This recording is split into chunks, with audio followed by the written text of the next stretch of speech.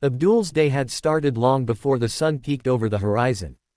As a single father, mornings were never simple. His daughter, Aisha, had a way of waking up before dawn, her tiny feet patting across the wooden floor, and her soft voice calling, "Papa, breakfast." Every morning, Abdul would force a tired smile, brush off his exhaustion, and prepare her breakfast, making sure she had everything she needed before school. The little things mattered to him more than anything: the way she tied her hair, the books she packed, the carefully folded uniform he made sure was spotless. Once Aisha was off to school, Abdul's routine became a blur of cleaning supplies, airport corridors, and the hum of fluorescent lights. For over a decade, he had worked as a janitor at the city airport, a job that often went unnoticed. People walked past him without a glance, some even with a hint of disdain. They didn't see the man behind the uniform, the one who had dreams, regrets, and a heart that carried more responsibility than many could imagine. This particular morning was no different.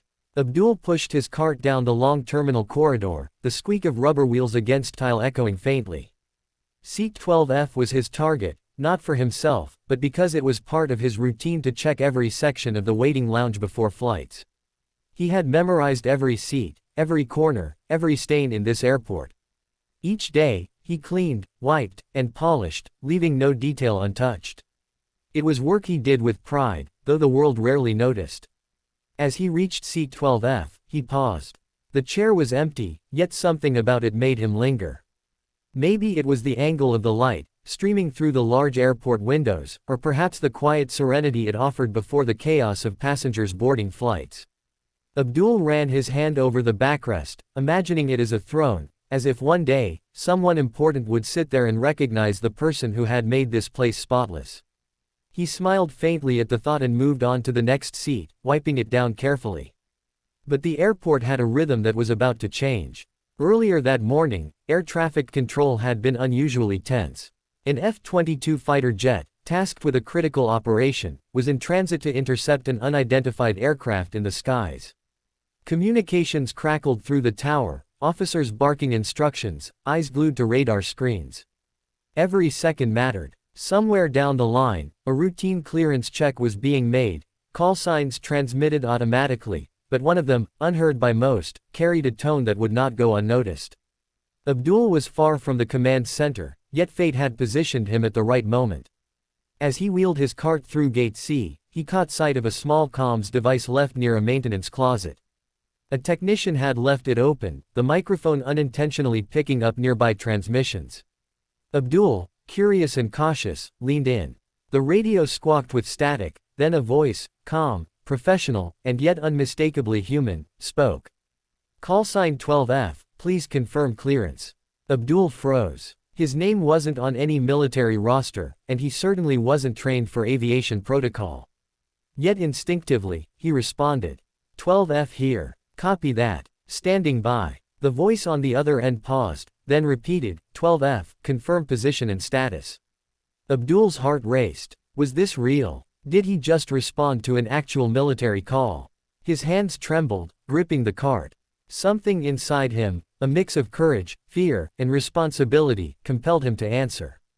Position confirmed, over. Moments passed. Then came a new voice, authoritative, commanding respect. "Call sign 12F, we read you.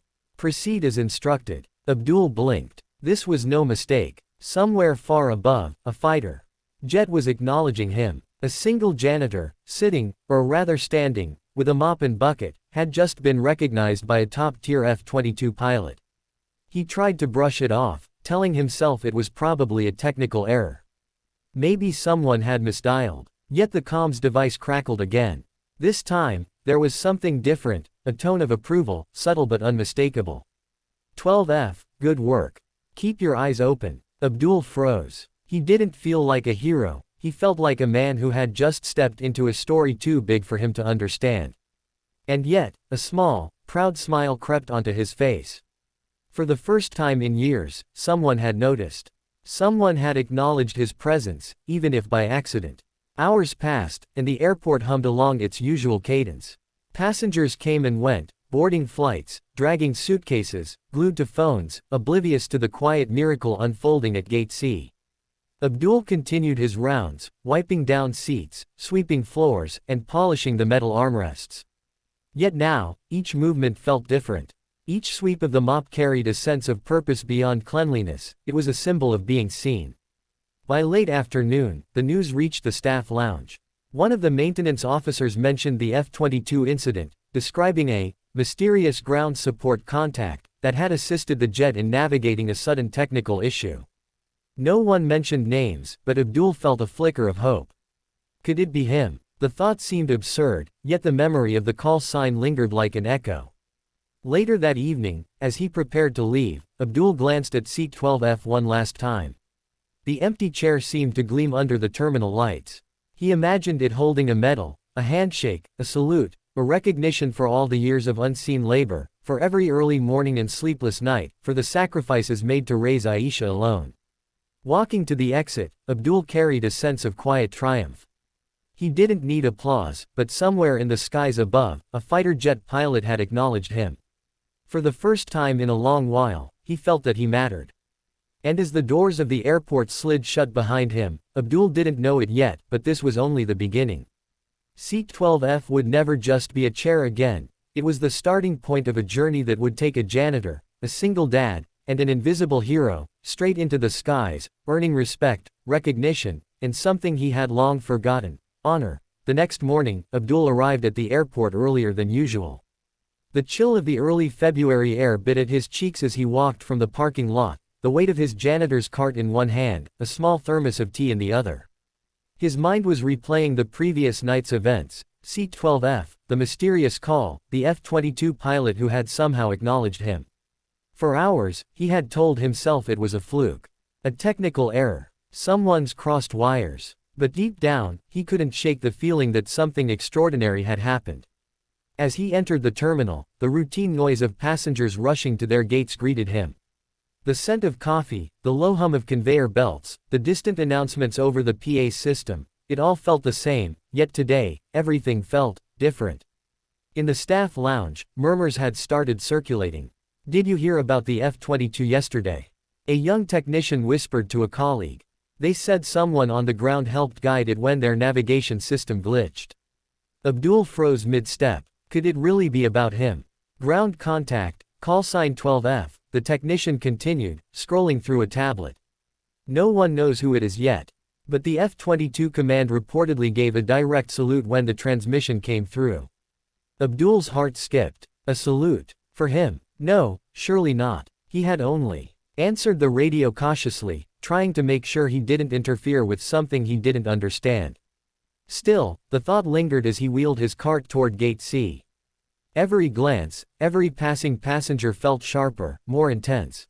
He felt like he was standing at the edge of something bigger than himself. And then it happened. The comms device that had picked up the pilot's call yesterday flickered again.